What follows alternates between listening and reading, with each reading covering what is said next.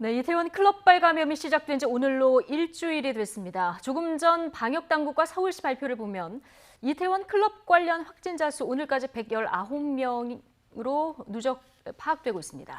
이런 가운데 인천에선 학생 8명이 추가로 감염됐는데 이태원 클럽에 다녀온 학원 강사와 접촉한 것으로 파악돼서 교육당국도 비상이 걸렸습니다. 관련 내용 백순영 가톨릭대 의대 미생물학교실 교수와 함께 살펴보겠습니다. 안녕하세요. 네, 안녕하세요. 교수님 어서 오십시오.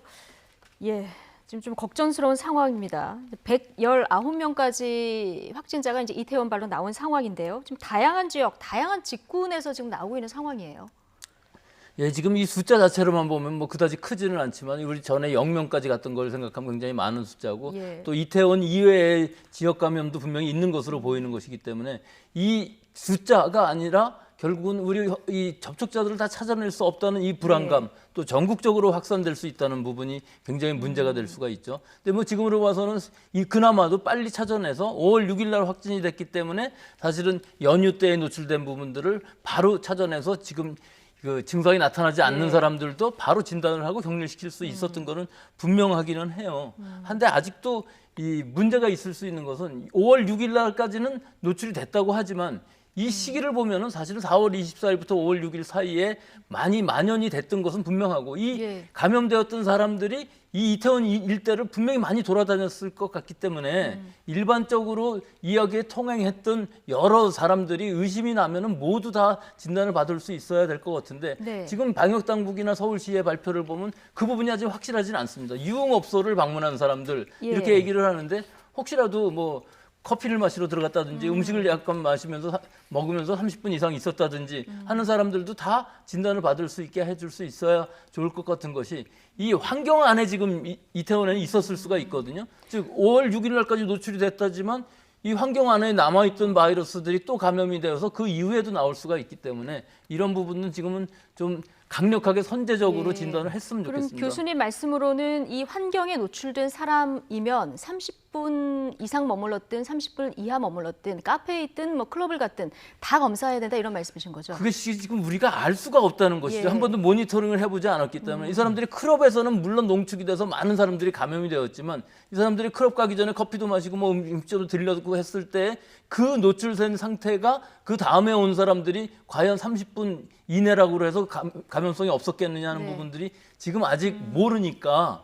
이런 부분들에 대해서는 오히려 진단검사를 함으로 해갖고서 이런 가능성을 배제하는 것이 확실치 않나 그런 생각이 들어서 말씀드렸습니다. 네, 자 2차 감염 사례도 좀 알아보겠습니다. 지금 뭐 단일 집단보다 이렇게 동시다발적인 감염이 더 위험한 상황인데 특히 인천 같은 경우에는 학원 강사로부터 뭐 학생이나 학부모 8명이나 또 감염 확진자가 나왔어요. 이게 근본적으로 문제죠. 2차, 3차 감염으로 가지 않기 위해서는 빨리 진단을 받으면은 자기가 무증상이라 할지라도 진단이 가능하고 그 이후에 3차 감염은 안 일어날 텐데 그 감염된 사람들이 그것을 진단을 바로 받지 않게 되면은 사실은 이런 문제가 자꾸 생길 것이고 이것이 지금 이 GPS를 통해서 찾아내서 진단을 받게 한 상황이거든요. 이 학원 강사가 처음에 내가 무직이다 이 거짓말을 한 거죠. 그렇죠. 그러니까 뭐 무직이라는 것까지는 좋지만 빨리 진단만 받았으면 그런 문제도 상관없지 않겠습니까? 그러니까요. 학원 강사든 무직이든 이 문제가 아니라 빨리 진단을 받지 않고 그다음에 또 속여서 그 이후에 접촉자들을 찾아내는데 상당히 시간이 걸렸기 때문에 이 방역에 굉장히 문제가 생기고 또 그 접촉자의 접촉자를 다 찾아가야 되고 결국은 또 교회가 나오지 않습니까?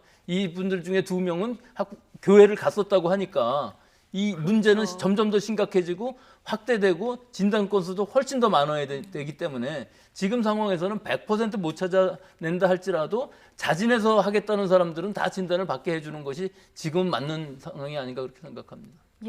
지금 뭐 그러니까 빠른 검사 그리고 빠른 신고, 뭐 빠른 격리 이런 것들을 중요하다 얘기를 해주셨는데 자 지금 보면 그런데 이 집단 감염 속도가 뭐 숫자는 그래도 추세가 중요하잖아요. 좀 빠른 편이고 그리고 용인 66번 환자와 이 겹치지 않는 동선에서도 곳곳에서 나오고 있거든요. 그 처음에는 지금 66번 환자가 초발 환자, 뭐 지표 환자 이렇게 얘기를 했었는데 동선을 찾아가다 보니까 뭐 전혀 그렇지가 않았어요. 4일날, 5일날 감염된 사람들도 있고 다른 지역에 그 이태원에서 다른 지역에서 감염된 사람들도 있고 이태원 말고 지금 홍대 주점에서도 또 나오거든요. 홍대 주점 같은 경우도 그 사실 확실치는 않거든요. 결국은 이것은 다 지역사회 감염의 지표라는 것이 어디서부터 오는지는 모르지만 실제로 진단이 돼야만 알 수 있는 것이거든요. 예. 5월 6일 날 이 66번 환자가 진단이 됐다는 것 자체가 굉장히 우리한테는 행운이라고 얘기할 수도 있어요.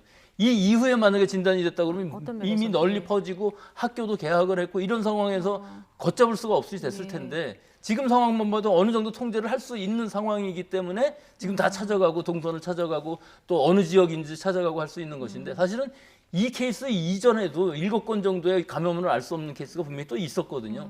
그러니까 모든 상황들이 지역사회 감염은 분명히 있다 하는 걸 인정을 하고 네. 결국은 진단 문턱을 낮추면서 많은 사람들이 진단을 받을 수 있게끔 하고 또 우리 사회의 지표인 면역 진단을 통해서 우리 사회가 얼마나 노출이 됐는가 하는 이 과학적, 의학적인 여러 가지 지표들을 숫자로서 표시할 수 있는 것이 예. 중요하고 그것들을 정책에 반영을 해야 되는데 아직까지도 그런 일은 일어나고 네, 있지는 않습니다. 교수님 지금 저희가 속보로 들어온 내용인데 가장 최근에 나온 내용이라서요.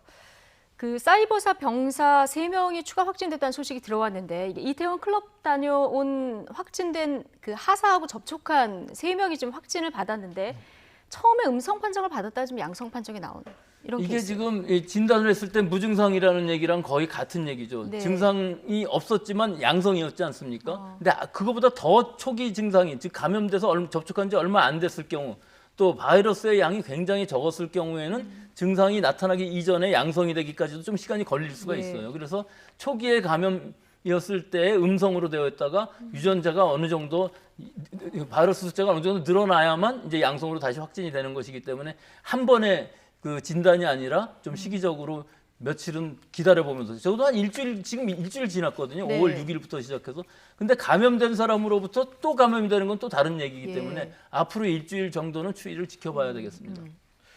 자, 지금 오늘 그 나왔던 내용이라서 좀 관심이 가서 여쭤보는데 지금 서울시 같은 경우에 이제 지하철 혼잡할 때 마스크 없이는 이제 타지 못하게 했습니다. 이게 한 칸에 이제 240명 넘는 경우인데 사실 뭐 오늘 오전에 뭐 르포 기사도 많았지만 일부에서는 이런 얘기도 있었어요. 240명이나 몰릴 정도로 혼잡한데 마스크를 안 쓰고 가는 사람도 좀 이상한 거 아니냐. 근데 이상한 사람이라도 있으면 어쩔 수 없는 거 아니겠습니까? 그래서 그걸 강제해야 되기 때문에 네. 실제로 마스크를 안 썼으면 안 갖고 있고 안 썼으면은 여러 가지 규제를 해야 되는데 아마 인원의 문제는 있을 수 있을 것 예. 같습니다. 또 혹시라도 잊어먹고 안 간 사람은 살 수 있는 방법도 만들어줘야 되기 때문에 지금 아마 지하철에 이 마스크 자판기 같은 것들은 없는 것 같은데 덴탈 마스크인 경우 이 면 마스크라도 사실은 상관은 없을 수 있거든요. 예. 이 지하철 같은 데에서 대중교통에서의 감염을 막기 위해서는 마스크를 꼭 해야 되긴 하지만 여러 가지 방법은 다 마련하게 되겠죠. 규제도 하고 살 수도 있게 해야 되고 사실은 제 생각 같아서는 뭐 굳이 몇 퍼센트냐 이런 것이 아니라 무조건 지금은 이 시기에는 지하철이라든지 버스 탈 때에는